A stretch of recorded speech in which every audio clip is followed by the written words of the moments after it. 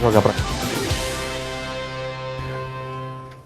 Ok, muito boa noite, caro amigo telespectador da sua TV Diário do Sertão. Eu sou Caliel Conrado e a partir desse instante começa mais uma semana de entrevistas, de bate-papo aqui no seu programa Interview. Programa esse não é apenas um programa jornalístico, mas um programa que você tem a oportunidade de conhecer um pouco da vida, dos sonhos, dos desafios e também das dificuldades que cada cidadão ilustre da nossa terra e da região passam ou passaram. Aqui, como eu sempre falo, é um programa de pessoas, conhecendo pessoas.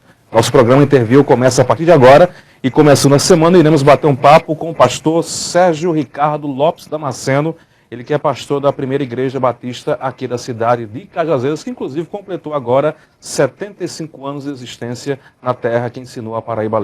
Pastor, muito boa noite, um prazer imenso recebê-lo aqui no programa Interview da TV Diário do Sertão.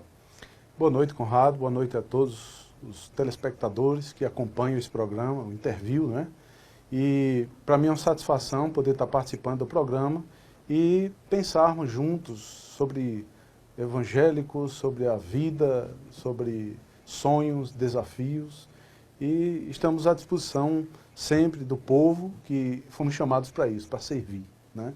Estamos prontos a servir todas as pessoas. Pastor, antes de conversarmos sobre os 75 anos da Igreja Batista e também sobre a fé, eu gostaria de convidá-la a fazer uma viagem no tempo para que a gente possa conhecer um pouco da sua trajetória de vida. Bora lá? Sim. Pastor Sérgio nasceu em João Pessoa? Eu sou de João Pessoa.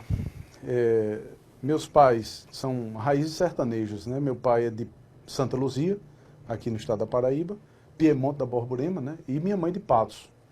E aí eles casaram lá em João Pessoa e eu nasci juntamente com uma irmã mais nova. Eu sou 3 anos mais velho que minha irmã, né? E me criei em João Pessoa, estudei toda a minha vida no colégio Instituto Presidente Epitácio Pessoa, que é um colégio particular, inclusive não existe mais, mas era um dos maiores colégios particulares de João Pessoa. Eu estudei minha vida inteira lá, terminei meu ensino médio nesse colégio. E a sua vivência foi em qual bairro de João Pessoa? Bom, quando eu nasci, eu fui morar na Rua da Areia, no centro de João Pessoa.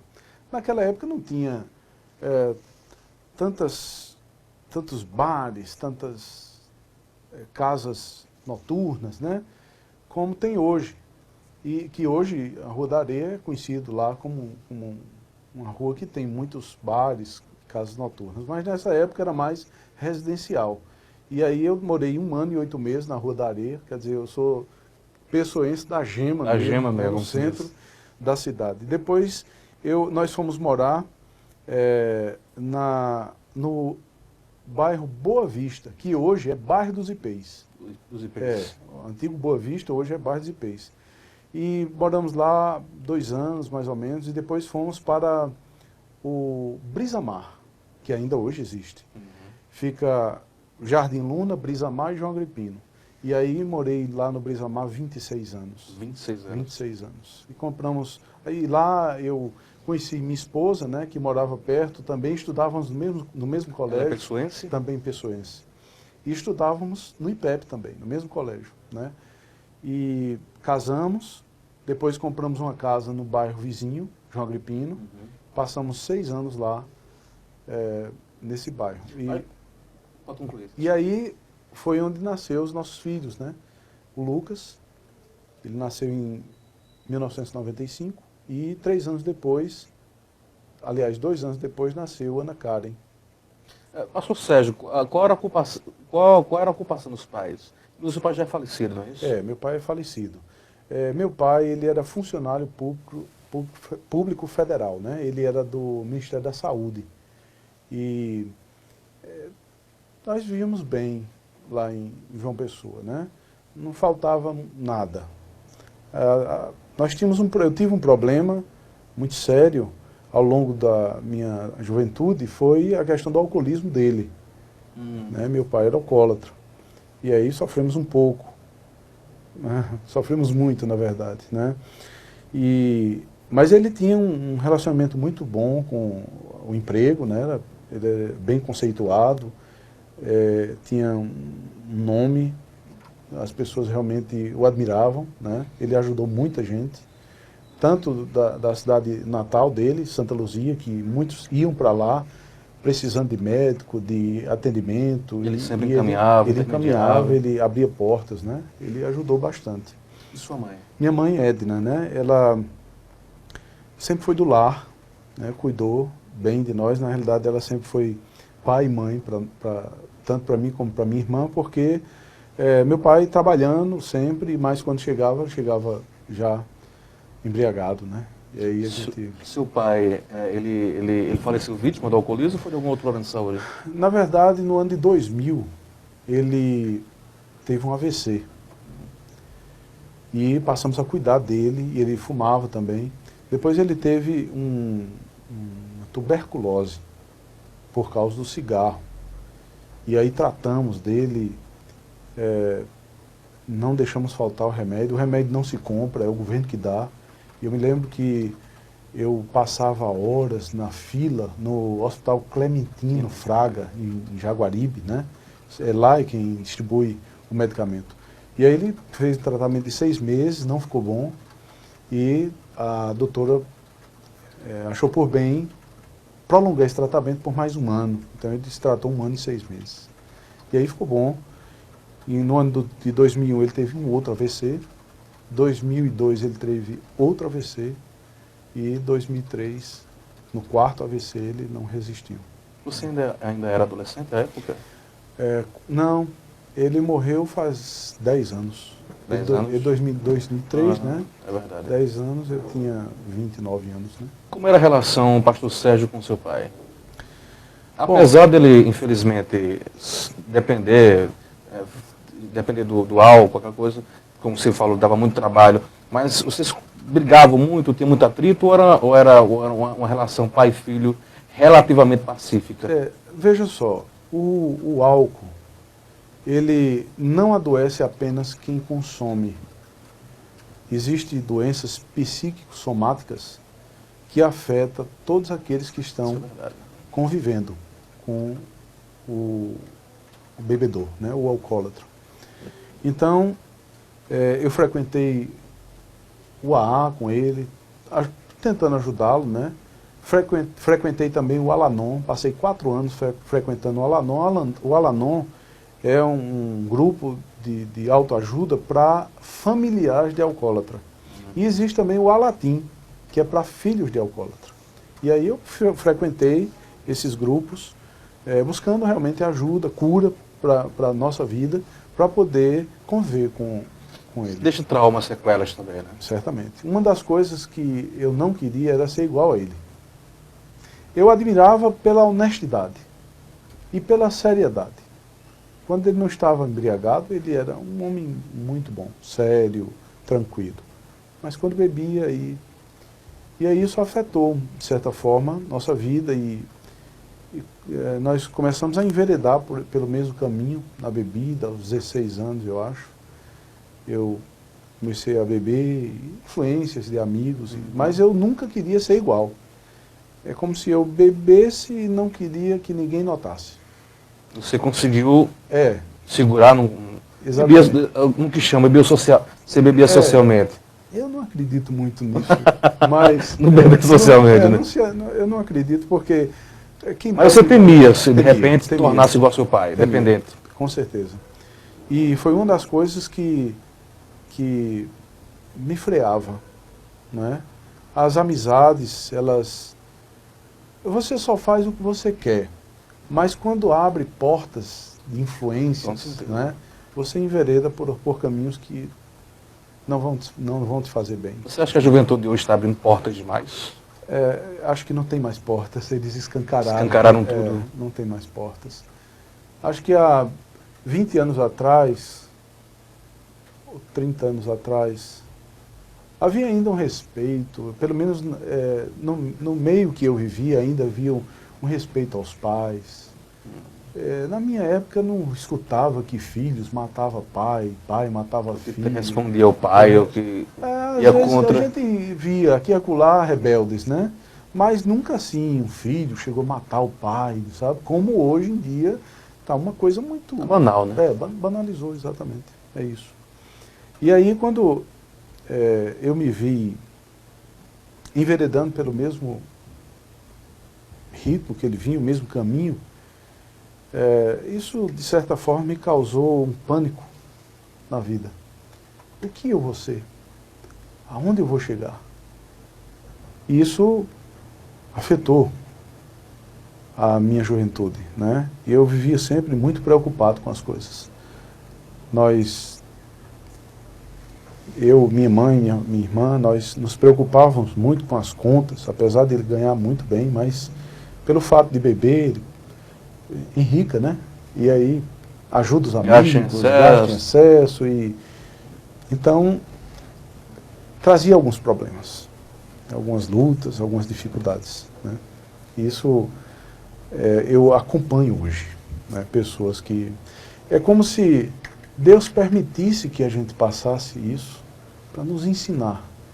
E quando vencemos tudo isso, podermos ajudar outros. Eu penso assim. Carreira, o pastor Sérgio formado em História. História. História foi de uma pessoa, professor? Sim. Por que História? Foi uma opção sua? Foi um gosto seu? Foi falta de opção? É aquilo que você queria? Veja só. Eu primeiro me formei em Teologia, né? E logo fui exercer na igreja. Nessa época, em que seu pai estava passando por esse problema do alcoolismo... Eu já tinha terminado... Não. Você já tinha ingressado na igreja? Já. E aí é uma coisa bem interessante, porque quando eu me vi perdido, completamente perdido e na beira das drogas já, né?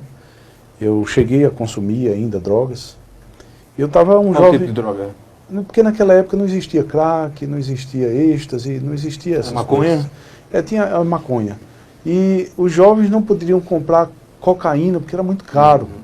Então a maconha era acessível, como o crack está sendo hoje, né? Naquela época não existia. E isso me trazia muita tristeza no coração. E um certo dia, uma senhora chegou para mim e perguntou se eu queria fazer um encontro de jovens com Cristo. E eu disse, não, é negócio de crente? Ela disse, são crentes lá. Eu disse, não quero ir não. E aí ela perguntou outros dias. Você tinha quantos anos na época, pastor? 17 anos. 17 anos de idade. Então, ela começou a explicar, dizendo, olha, se você não gostar, você sai, vai embora. Mas eu penso que vai ser muito bom para você. E aí eu aceitei o desafio, né? Fui, eram 3 dias, sexta noite, sábado e domingo. Fui na sexta noite, me senti meio desambientado, né? Porque estava fora da minha turma da época, né? E vendo aqueles jovens todos, sem bebida, sem droga, sem nada, alegre, cantando, felizes, louvando a Deus, e eu nunca tinha feito aquilo. Eu nunca tinha vivido a espiritualidade, essa experiência, eu nunca tinha tido isso. E eu fiquei chocado com aquilo, como pode isso, né? E aí eu fui para casa, na sexta noite, chegou a minha turma e me chamou para sair. Saí com eles, passei a noite inteira, né, farrando mesmo.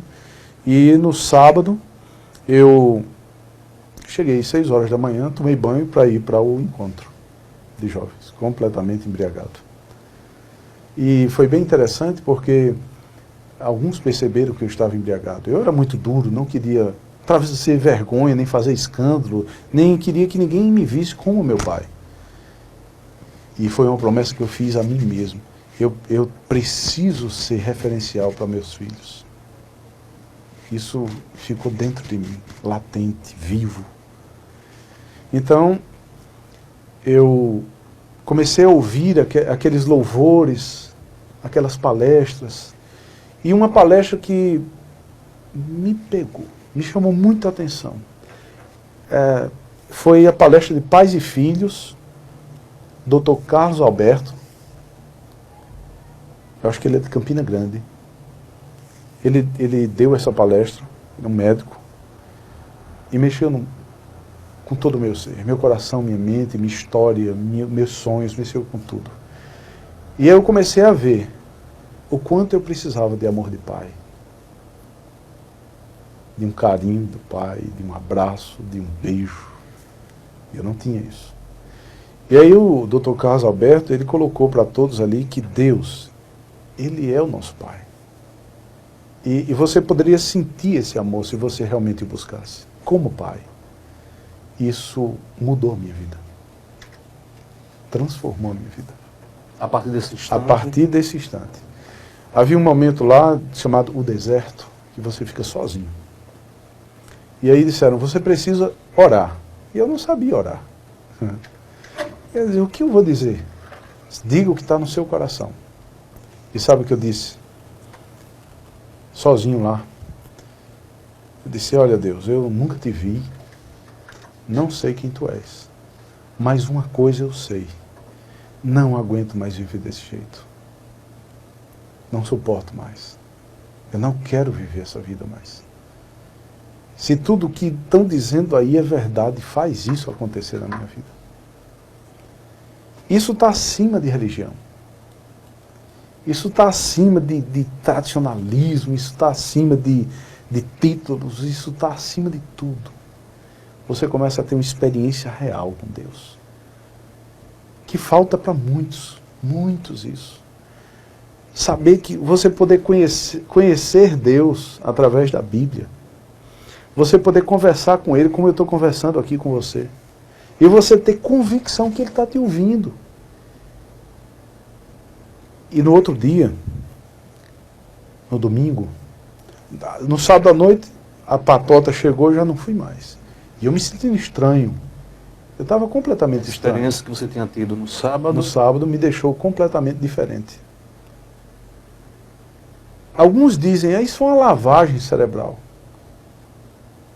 Mas, saia dessa, vamos sair, vamos curtir. Então, eu não saí. No domingo, eu ouvi uma música de João Alexandre, né? Olhos no Espelho. Essa música quebrou todo o meu coração. O que diz na música? Você lembra do trecho? Ele diz, ver teus olhos no espelho, por fora um herói, por dentro um ladrão. Vê, só resta em você poucos amigos, motivos em vão. E aí ele diz, sai dessa revolta, pensa e volta. Quebra os teus grilhões e vem. Deus tem vida plena e vale a pena retornar e ver. Ver o seu amor perfeito. Né? Volver os olhos para a palavra e viver intensamente junto do amor do Pai.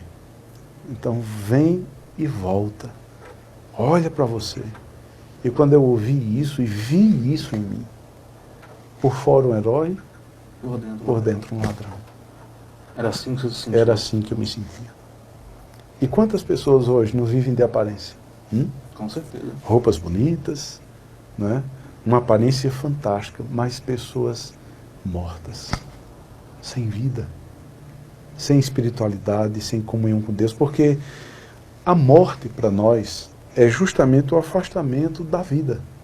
E quem é a nossa vida? Deus. Ele que nos deu o sopro da vida. Baseado na Bíblia. Né? Quem crê, sente essa felicidade. Mas quem não crê não tem condição de desfrutar disso. Entende? Tudo depende da fé. Então, no domingo, o pastor, na época, Robson Grangeiro, da presbiteriana lá de Manaíra, em João Pessoa, ele fez o apelo. Quem deseja ter a sua vida transformada por Cristo? Quem deseja mudar? Pedir perdão a Deus por todos os seus pecados e ter uma transformação verdadeira da vida. E aí eu me derramei em lágrimas e disse, eu quero isso para mim. Então eu fui lá e ele conversou comigo e ele orou pedindo a Deus que mudasse e transformasse a minha vida. E foi bem interessante que realmente eu senti essa transformação. Na segunda-feira eu fui para o colégio e assisti todas as aulas. Coisa que você não fazia. Não fazia. Né? Então, isso foi fantástico. A minha mãe chegou para mim e disse, meu filho, você está doente. Eu disse, não, mãe, por quê? Eu disse, não, você não saiu de casa, não chamou um palavrão, né? Sumiu.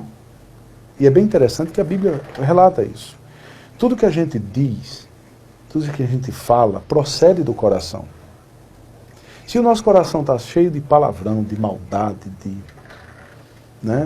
de crítica, De ódio, de rancor, a nossa boca só vai sair isso. Mas se o nosso coração está cheio de amor, você só vai falar de amor. Isso é interessante.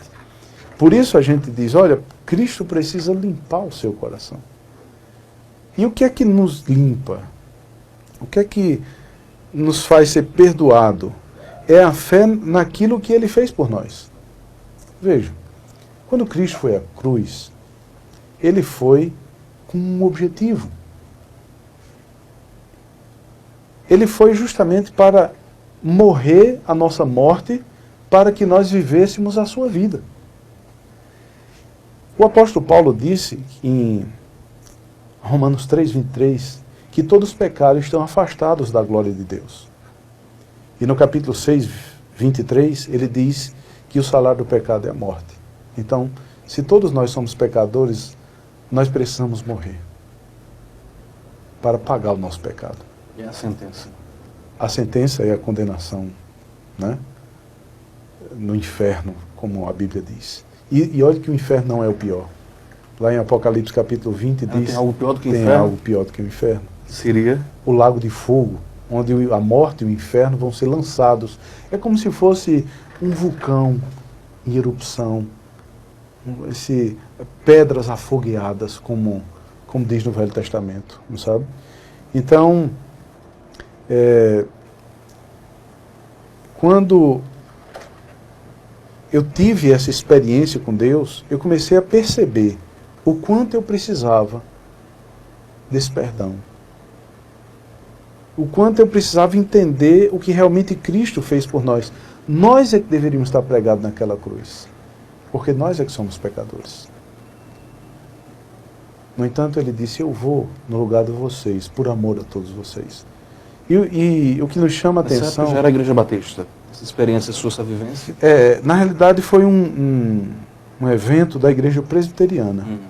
Como ela ficava distante da minha casa, e tinha uma Igreja Batista perto, eu comecei a frequentar a Igreja Batista, e aí lá foi onde realmente eu fui doutrinado, eu fui encaminhado para o seminário, fui batizado, né? Inclusive eu me batizei... O seminário que você fala não é um seminário como a Igreja Católica, de ficar internado? Não é esse tipo de seminário, né? Não. É mais de estudo, né? Existe seminários internados, em sistema de internato, né? Agora, como eu trabalhava secularmente, e na época a igreja não tinha condição de manter muitos seminaristas no seminário. Então eu precisava trabalhar secularmente. Trabalhava de quê, pastor? Na época eu trabalhava numa locadora de carro, na locadora Bonfim. Eu era encarregado de operação, eu cuidava da manutenção dos carros. Sua primeira profissão? Eu fui... Seu primeiro ganha-pão, digamos assim? Na realidade, quase isso, porque eu passei um ano no quartel, no Exército, né? Eu servi no 15º Batalhão de Infantaria Motorizada, Regimento Vidal de Negreiros, né? Na 2ª Companhia de Fuzileiro, no pelotão de apoio. E terminei no Pelopes, que era o pelotão de operações especiais. Mas como eu já estava casado, eu casei cedo. Eu comecei a namorar com minha esposa atual, quer dizer, minha esposa, né? Eu nunca tive outra. Eu comecei a namorar com ela aos 14 anos de idade. No dia 13 de janeiro de 1988, às 5h30. Até a hora você marcou? Na frente da minha casa. Foi amor à primeira vista? Não, foi uma construção. Uma construção? Isso. Mas existe amor à primeira vista ou existe construção? Eu acho que o amor, ele é muito complexo para ser à primeira vista, né? Porque você precisa amar a pessoa, amar as virtudes e os defeitos também. É preciso conhecer, convivência. Exatamente. Porque o amor suja... Existem 4 tipos de sentimentos que a gente se baseia para poder ter um relacionamento. A atração, o gostar, a paixão e o amor. A atração é pelo que você vê. E às vezes você casa com uma menina muito bonita, linda, mas Pelo desejo do corpo. é aquilo que enche os seus olhos. Isso. Né? E o tempo passa e não é mais aquilo que você conheceu no primeiro momento. Então, aquela atração ela pode acabar. Ou talvez possa chegar a algo que seja mais atraente. E aí você se perde. Vem a traição. Vem a traição. Então, a gente descarta isso. Depois o gostar. A gente gosta de pessoas, gosta de coisas. Por exemplo, eu gosto muito de doce de leite, mas eu não consigo comer 2 latas. Entende? Enjoa. Então, gostar por gostar talvez não seja o melhor sentimento para a gente... É superficial. É superficial. Depois vem a paixão. A paixão é muito intensa. A paixão é mais intensa do que o amor. A paixão, ela arde às vezes em ciúme. A paixão às vezes leva à morte. Ou a pessoa morre. Assassinato também. Ou assassina. Exatamente, ou mata o outro por causa da paixão. Enciumada. A paixão tem um quê de doença. Exatamente. Agora, ela é inconstante. Um dia você pode estar muito apaixonado, outro dia você pode estar pouco apaixonado. E a paixão tem muito a ver com possessão, né? É. É meu, é minha. Isso. Exatamente. O amor. Muito embora, o amor é bem diferente. O amor. O apóstolo Paulo faz uma declaração do amor em 1 Coríntios capítulo 13, que nenhum outro livro do mundo traz.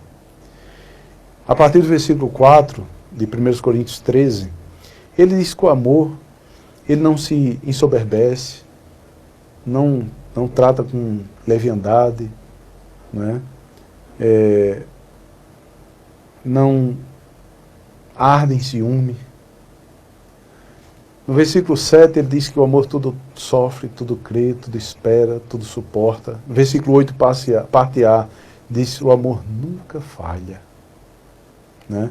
Então, o amor, ele é algo equilibrado. Você não vai amar mais hoje do que amou ontem, do que amou ontem. Nem vai amar mais amanhã do que você amou hoje, porque você simplesmente ama. Não existe variações no amor. Não. O amor é esse equilíbrio. Você acha que é isso que está faltando hoje nos casais? Com certeza. Falta amor. Porque existe o amor filos, o amor de pai e filhos, o amor eros, entre homem e mulher, e o amor ágape, que é o amor de Deus, o amor incondicional. Né? Não existe condição para Deus nos amar, Ele simplesmente nos ama, como somos. E seria essa experiência com Deus a vivência maior do amor? A supremacia do amor? Exatamente. Ele invade a nossa vida. Esse amor, ele transforma a nossa vida. Ele muda a sua ótica. Você consegue enxergar as pessoas de forma diferente. Você consegue entender que o outro é imperfeito como você é. E quando você consegue viver o amor de Deus, você começa a conhecer a graça desse amor. Porque Ele não enviou Jesus cobrando nada a nenhum de nós, apenas a fé nele. E o próprio apóstolo Paulo diz, não devais nada a ninguém, apenas amor. Olha só. A gente precisa dever amor aos outros apenas. Muito bem, são 6h40. Estamos ao vivo com o nosso programa Interview, conversando com o pastor Sérgio, da Igreja Batista, aqui da cidade de Cajazeiras. Vamos para o nosso primeiro intervalo comercial. Daqui a pouco a gente volta conversando esse bate-papo informal com o pastor e sobre fé e Deus. Daqui a pouco.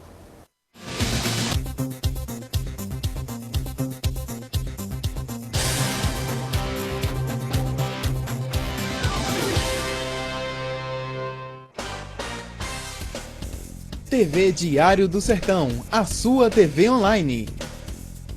Assista a programação da TV Diário do Sertão através dos seguintes sites parceiros: cofemac.com.br, o Sertão se encontra aqui. pbatual.com.br, o seu portal de notícias. araçazfm.com.br, a onda do Vale. ibiaragora.com.br, o seu portal de notícias de Ibiara e região. folhavipdecajazeiras.blogspot.com.br, blogdofurão.com, acessou, se informou. radarpb.net, pbemfoco.com.br, canalnoite.com.br, paraibaurgente.com.br, jornalismo de verdade, diamanteonline.com.br, agregando notícias a todo momento. Fique de olho nas novidades. TV Diário do Sertão, a sua TV online. Mega promoção de aniversário Lojão Rio do Peixe. Aproveite! Que no nosso aniversário os móveis e eletros ficam ainda mais baratos. Guarda-roupa Gênova 6 portas, apenas 12 de R$ 39,90. Cama box casal Promolas, apenas 12 de R$ 65,90. Quer mais? Se liga aí! Tablet Samsung apenas 10 vezes de R$ 69,90. Sem juros! Aniversário Lojão Rio do Peixe. Realizar os seus sonhos é o nosso maior presente. Inovação, investimento e eficiência são fatores-chave para o sucesso. Seguindo essa linha, a Transportes Marajó continua sendo a líder no setor de transportes de carga na Paraíba. Presente em vários estados brasileiros, a Transportes Marajó está em franca expansão. Transportes Marajó, uma empresa do Grupo Zerinho. Fazemos acontecer. RM Motos e Autos tem a qualidade que você confia. Compra, vende, troca e financia carros e motos novos e usados. Atendimento personalizado, a certeza do melhor negócio. RM Motos e Autos. RM Motos e Autos, em modernas instalações, na João Rodrigues Alves 399, Antiga Robecol, Cajazeiras. Telefones 3531-3235, 3531-6595 ou 9314-3737. O Laboratório Central Lab acaba de receber novos e modernos equipamentos de análises clínicas, o Pentra 80 e o Syncron CX5, o segundo da Paraíba, rompendo a barreira da evolução tecnológica e oferecendo automação total. O resultado é mais agilidade na entrega dos resultados dos seus exames, com um reconhecido, renovado e certificado padrão de qualidade Controlab. Central Lab, um laboratório único, presente em 3 estados e 14 cidades. O Sertão agora é notícia. TV Diário do Sertão.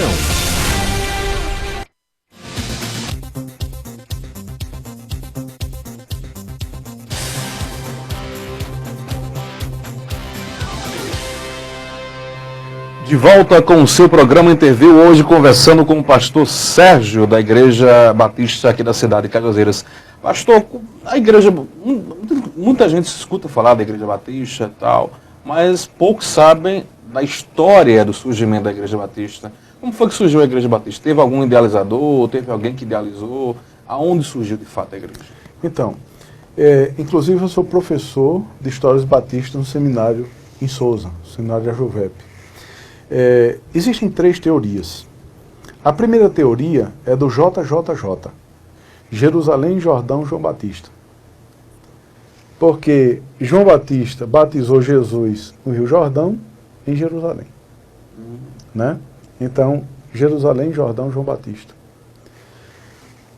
Esse batismo era por imersão, porque a própria palavra, no grego, baptismo, significa mergulhar. Imergir, molhar-se por todos os lados, né? É a raiz da palavra batismo. Então, vem a outra teoria, que é a teoria dos anabatistas, que eles eram contra o batismo infantil, porque a criança não tem que se arrepender. Uma criança de 30 dias de nascido, de 1 mês, de 2 meses, 1 ano, ela não sabe nem que está viva, ela não entende nada. E o próprio Jesus que diz que são das crianças que é feito o reino dos céus. Se no céu só entra purificados, então as crianças são puras, né? Agora, quando chega a idade da razão, ela precisa se arrepender do seu pecado, porque a salvação é individual, é pessoal. Não é porque eu sou pastor que o meu filho vai ser salvo. Não existe salvação coletiva. Não.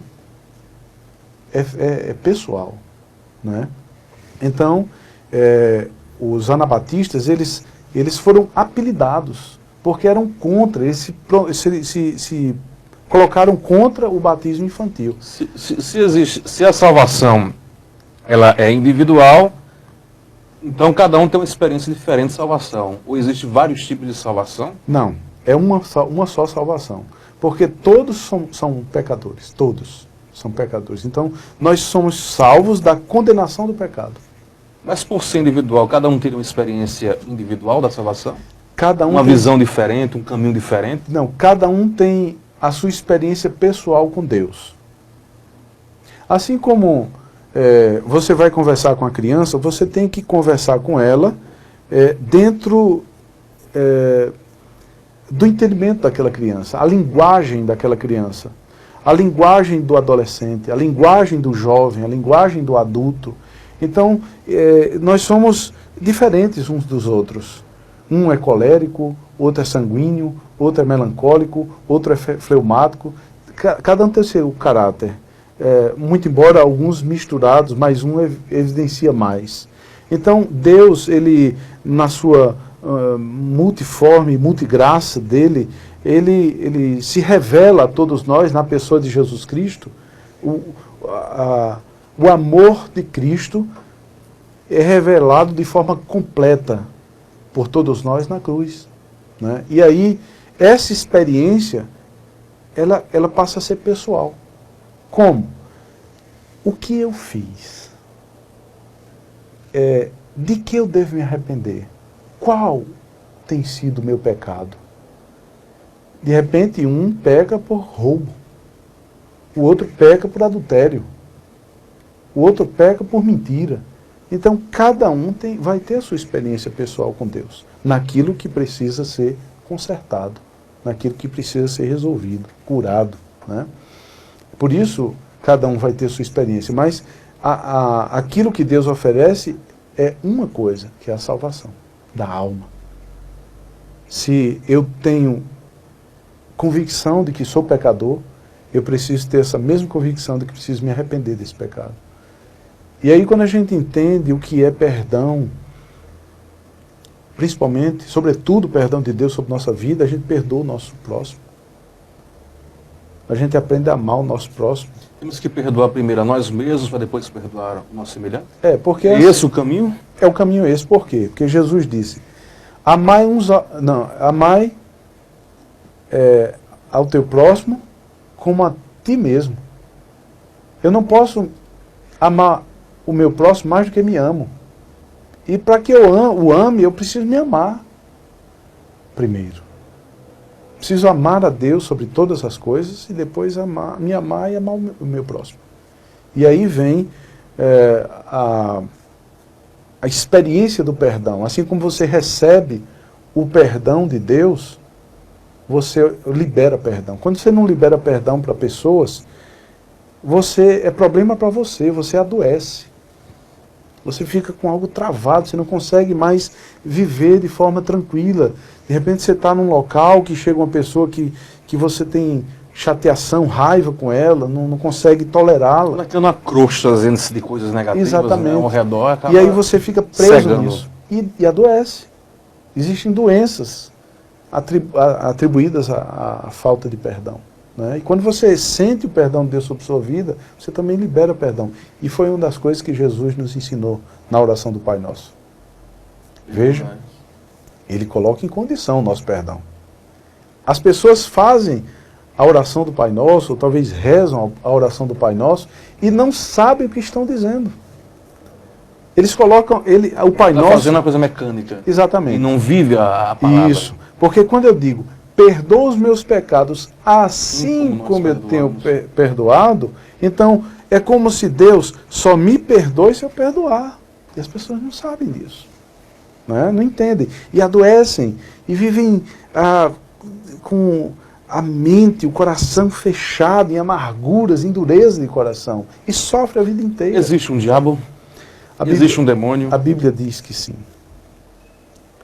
Seria ele, na visão do pastor, o responsável por estar inserindo esses tipos de sentimentos no ser humano? Ou é algo do próprio ser humano? É algo que vem do pecado, né? Agora, existe um estímulo também vindo da parte dele, né? Do mesmo jeito que existe Deus, existe também o diabo, diz assim a Bíblia. Né? E a gente vive no meio desse jogo entre Deus e o diabo? Tira bom, isso? Eu não poderia nem chamar de jogo, porque Deus ele nunca vai perder. Ele é vitorioso em tudo, né? Porque ele Mas é por que soberano. deixar que o diabo influencie a humanidade? Bom, Deus, como é onipotente, onisciente, onipresente, não poderia dar um baixa nisso? Olha, que eu vou dar um baixo, chega, deixa a humanidade livre, que eu agora vou cuidar. Por que Deus não faz isso? Bom, existe toda a Bíblia, quando nós lemos, eu leio a Bíblia todos os anos. Eu leio várias edições. Revista corrigida, revista atualizada, nova versão internacional, linguagem de hoje, contemporânea, Bíblia viva, por aí vai. Então, todo ano eu leio a Bíblia todinha, num planejamento de leitura diária. Quando nós conhecemos a Bíblia, nós percebemos que há todo um plano de Deus, né, dentro da sua criação. Quando ele deu livre-arbítrio ao homem, que muitos não creem no livre-arbítrio, né? Mas na Bíblia nos mostra que realmente Deus nos deu livre-arbítrio. E quando ele nos deu livre-arbítrio, nós começamos a decidir coisas. Tanto é que a Bíblia diz que há caminhos que para o homem parece ser bom, mas o fim deles não é o melhor, né? É caminho de morte. E como a gente vê, pessoas que enveredam na bebida e depois vão dirigir e morrem. Todos irão se salvar ou existe condenação eterna? Existe condenação. Não estaria sendo injusto Deus em condenar eternamente? Não, porque quando ele nos deu o livre-arbítrio, ele deixou a escolha. Ele, lá em Deuteronômio capítulo 30, ele diz: eis que põe os céus e a terra como testemunha, que eu ofereci a vocês a vida e a bênção, a morte e a maldição. E aí Deus sugere: escolham, pois, a vida, para que eu vos abençoe. Mas, pastor, suponhamos que tem uma pessoa que nasce, não estou generalizando, nasce num ambiente familiar hostil, por exemplo, o pai drogado, a mãe drogada, o álcool. É muito difícil aquela criança que convive nesse meio conseguir sair dele. Geralmente a tendência, basicamente natural, é seguir os mesmos passos. Sim. Não é meio injusto nessa situação? Aí não convive diferente, não conhece, por exemplo, a palavra, vive num mundo cheio de droga, um mundo ruim, do mal mesmo. É difícil alguém nesse Aí entra a ação da igreja. Por isso que existe tantas coisas assim, porque a igreja está sendo omissa. No Velho Testamento, Deus levantou um povo para representá-lo na terra. Você falou omissa é a igreja católica? Não, a igreja. Eu não estou falando de religião, eu estou falando a igreja como um todo. Entende? Isso tem católicos, evangélicos. Quando a igreja se omite em ajudar, ou talvez se omite em pregar o evangelho, que é isso que a igreja precisa fazer, a igreja precisa pregar a mensagem da cruz, uma mensagem transformadora. O que as igrejas têm feito? Têm se preocupado com rendas, com curas, com milagres, o maior milagre que nós precisamos é o milagre da salvação da nossa alma. Esse é o maior milagre. Foi por isso que Jesus morreu. Muitas pessoas dizem: não, você tem que crer nisso, crer naquilo, crer naquilo. Olha, você, quando tira a sua fé de Cristo, você anulou aquilo que ele fez na cruz. Quando o senhor fala, nós temos que nos preocupar com a nossa salvação. Então, acho que assim, nossa salvação, de repente, você fica um pouco meio distante por exemplo, do seu irmão que está numa periferia, que está sofrendo, ou faz parte da sua salvação procurar salvar outros? Não, é assim, quando Cristo nos salva, ele nos convoca a salvar outros. Entende? Por exemplo, há uma preocupação muito grande da minha parte com minha família. O apóstolo Paulo disse que aquele que almeja o episcopado, excelente obra almeja, que não seja dado ao vinho, que maneje bem a palavra de Deus e que governe bem a sua casa. Então a primeira coisa que eu preciso administrar bem, para ser um pastor, um líder de igreja, seja ele quem for, eu preciso ter a minha família equilibrada. Os meus filhos em sujeição e a minha esposa como uma ajudadora. E uma unidade nessa família. Quando a igreja, ela entende isso, ela vai resgatar as vidas. fazer aquilo que os judeus, pela lei, não conseguiram. Eles, em vez de representar Deus na terra, eles começaram a fazer coisas que não convêm e começaram a se desviar do plano que Deus tinha para a vida deles. E aí veio Cristo e procurou mudar tudo isso. Ele quis inserir o temor e o amor a Deus dentro de toda a humanidade. Não ficar naquela casca religiosa tentando cumprir uma lei que às vezes fica só na boca e não nas ações. Então a igreja hoje ela é uma agência de salvação. Ela precisa trazer equilíbrio dentro das famílias para que essas famílias possam influenciar outras famílias, porque você sabe, se a família vai bem, toda a sociedade vai bem. O núcleo, a célula da sociedade é a família. A célula mãe, a célula mater. Exatamente. E o que é que o diabo está fazendo hoje? Destruindo as famílias. A droga. Eu acredito que o pastor também concorda comigo, que hoje o maior veículo de destruição da família é a droga. A droga lícita e a ilícita. A lícita, bebida, cigarro, né? A ilícita são todas essas que vendem por aí afora de forma escondida, né? E boca de fumo, essas coisas. Então, o senhor tem recebido muitos jovens com problema de droga na igreja? Veja só, nós temos alguns casos que nós tratamos e a pessoa realmente está regenerada, né?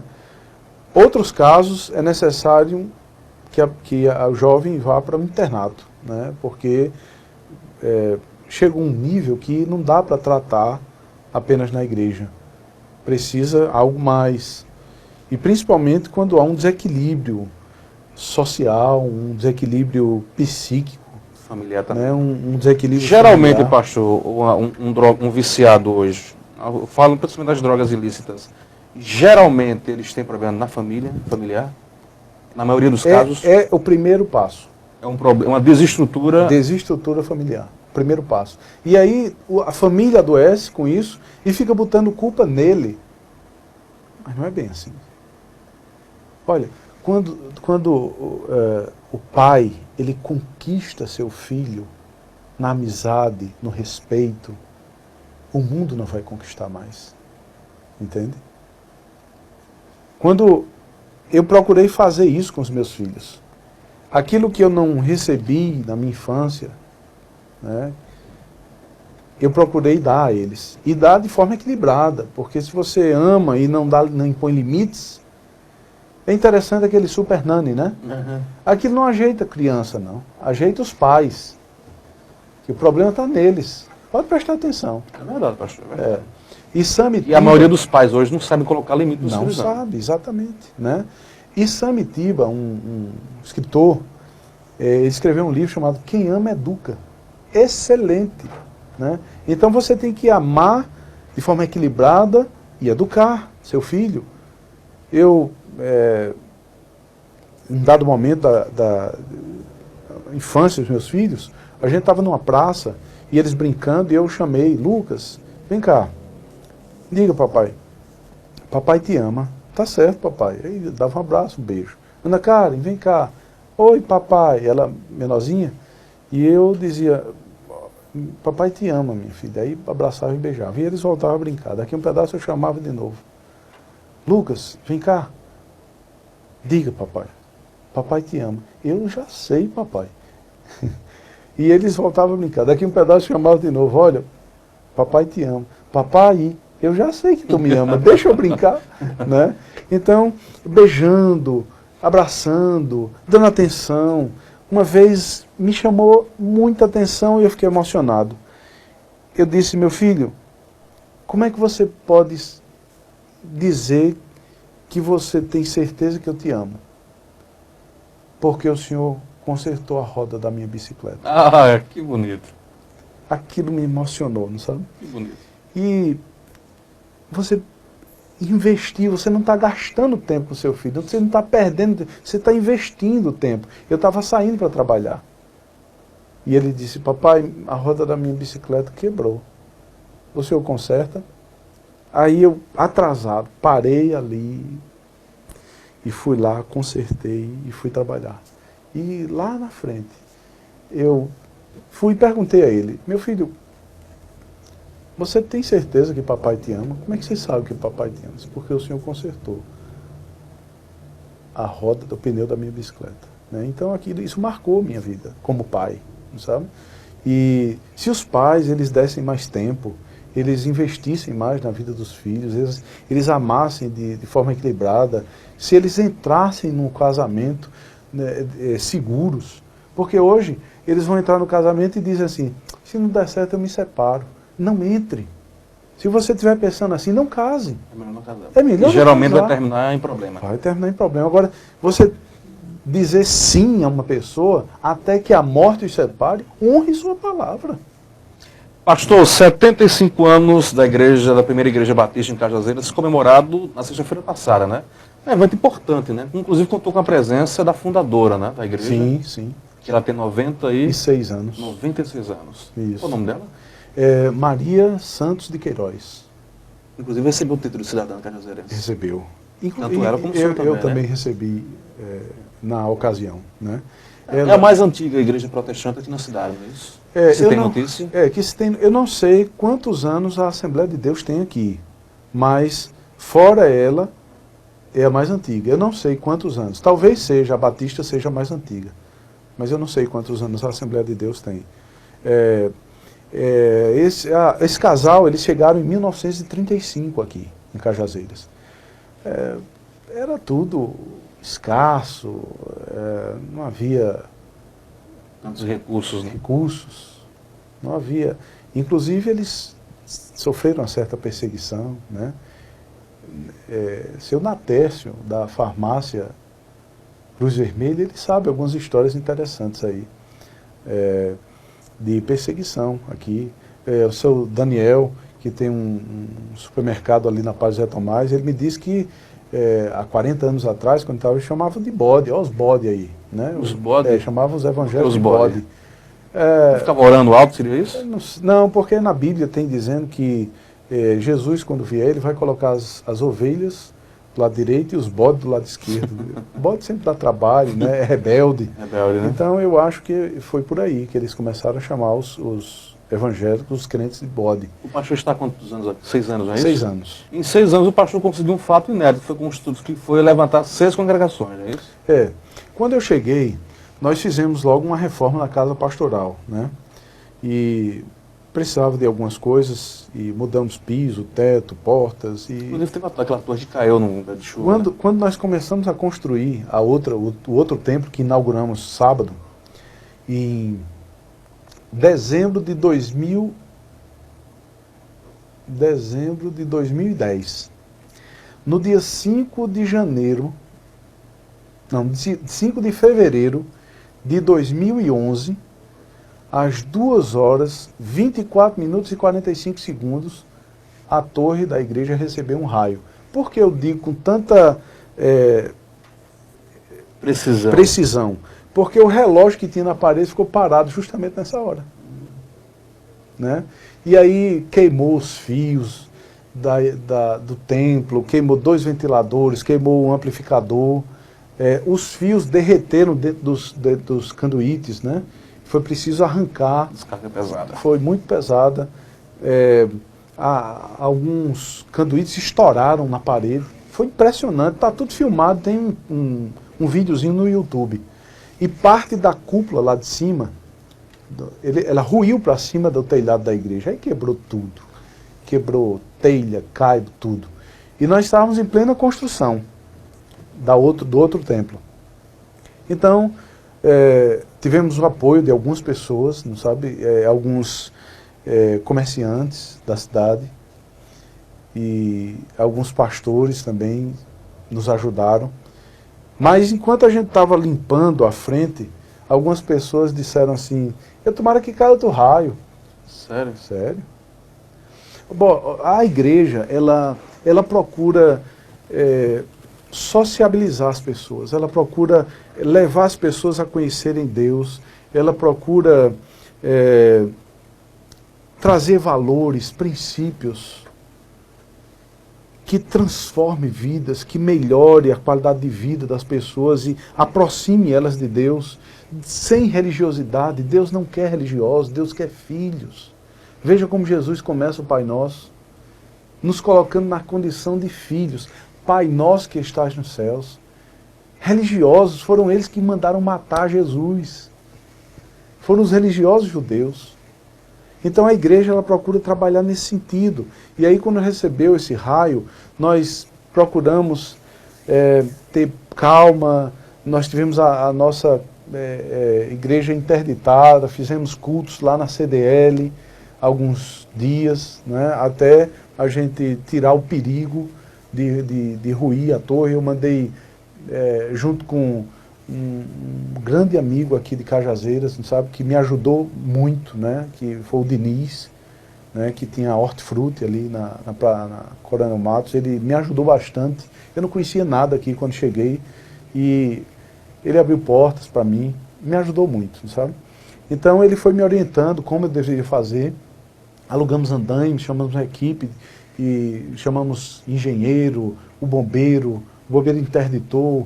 Então conseguimos recuperar a torre, que, se você perceber, tem uma foto que o Cavalcante fez, que ela ficou como se fosse um cartão postal da cidade. O entardecer, aquela torre bonita, com marrom, com os detalhes brancos. Então ela ficou belíssima, a torre, sabe? Nós remodelamos, deixamos da mesma forma por causa da história, né? Porque aquilo ali envolve o patrimônio histórico, claro, tudo. Então procuramos deixar da mesma forma, mas colocamos porcelanato. E aí a torre agora está bonita, protegida, né, também. E fizemos uma melhoria também na parte de trás, nos banheiros, na copa da igreja. E continuamos construindo o novo templo. E enquanto isso, eu trouxe comigo um projeto e passei esse projeto para a igreja abraçou o projeto, que é justamente uma visão missionária de ampliar o trabalho, de resgatar almas, vidas. O nosso combustível não é dinheiro. Dinheiro é a fé. O nosso combustível é ver vidas transformadas. Esse é o nosso combustível. Em média, são quantos membros aqui na Igreja Batista? Nós temos 113 membros. 113 membros. Agora, existem muitos congregados. São pessoas que não são membros da igreja, mas frequentam assiduamente. As outras congregações, fora Cajazeiras, quais são? Onde são? Bom, nós temos... A primeira congregação que foi aberta foi em Triunfo. Tem lá o pastor Júnior. Inclusive, esses pastores que estão nessas congregações, fomos nós que consagramos eles. E também consagramos, nesse tempo, 5 casais de diáconos. Então, a primeira congregação foi em Triunfo. Depois abrimos a congregação em Cachoeira dos Índios, com o pastor Cleidivan. Depois abrimos uma congregação em São José de Piranhas, com a missionária Rosélia.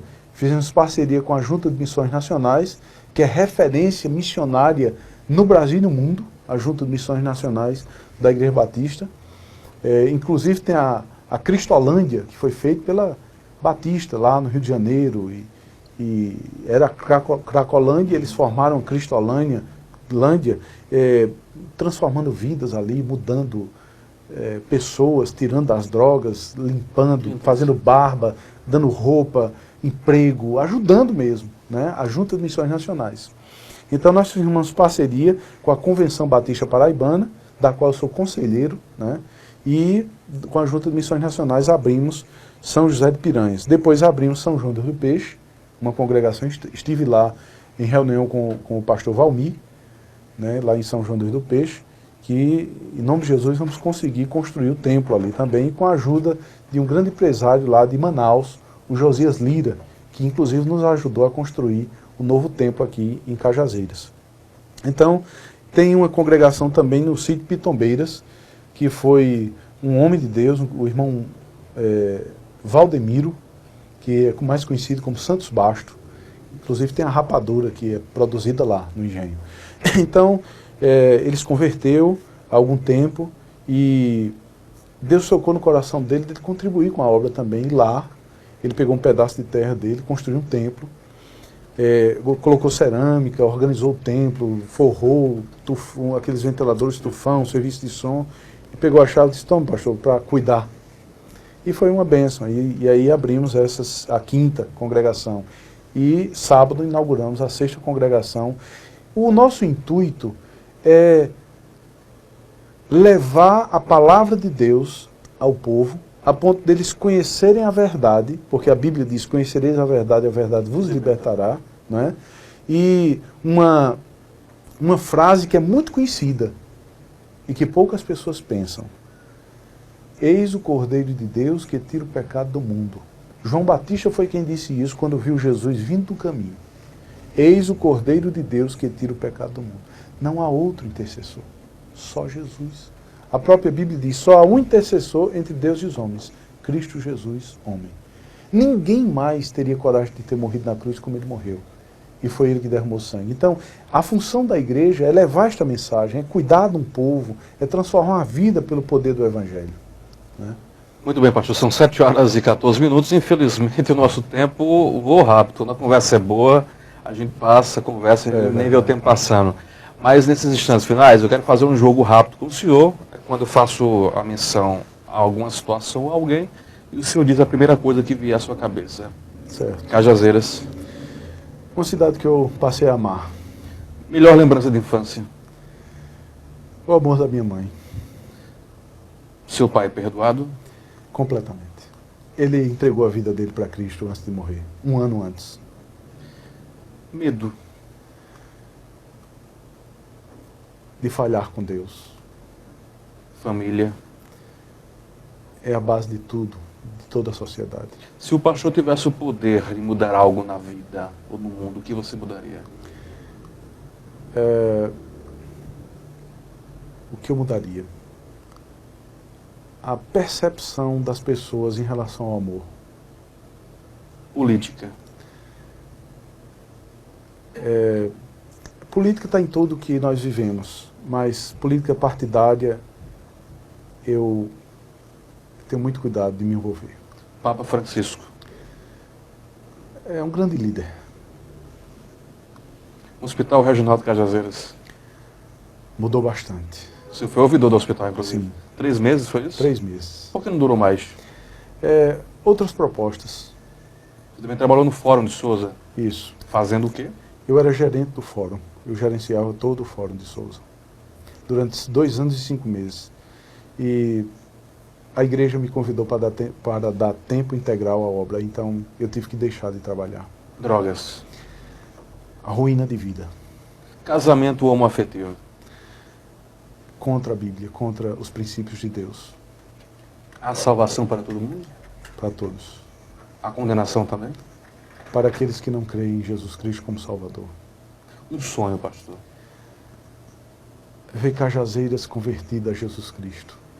Demora. Está faltando muita conversão aqui em Cajazeiras? Precisamos trabalhar muito. O que é que o senhor acha que está faltando em Cajazeiras, fora essa conversão? Fora essa aproximação do povo com Jesus Cristo? Fora eles entenderem a educação que têm e praticá-la. Pastor Sérgio, foi um prazer imenso conversar com o senhor aqui no programa Interview e deixo o convite aí para que o senhor possa voltar em outro momento, em outra ocasião, para a gente bater esse papo aí e falar um pouco mais sobre as ações que são desenvolvidas na Igreja Batista aqui em Cajazeiras. Eu agradeço a oportunidade e quero dizer que nós estamos visitando todas as escolas de Cajazeiras, ensinando sobre 3 tipos de lixo. Lixo ecológico, lixo social, que é o da droga, e o lixo espiritual, que é o pecado. Trabalho realizado pela igreja?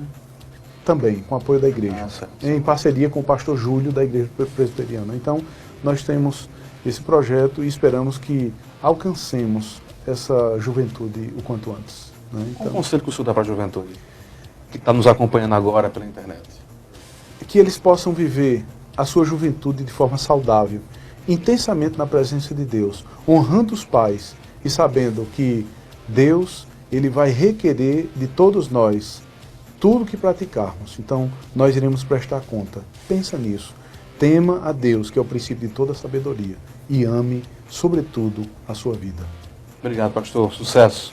Muito obrigado. Deus abençoe. Deus abençoe a todos vocês. Nosso programa Interview está só começando. Nosso compromisso fica agendado para amanhã, às 18 horas, com a entrevista com o empresário e professor Rubens Magalvão. Temos um encontro marcado. Até lá.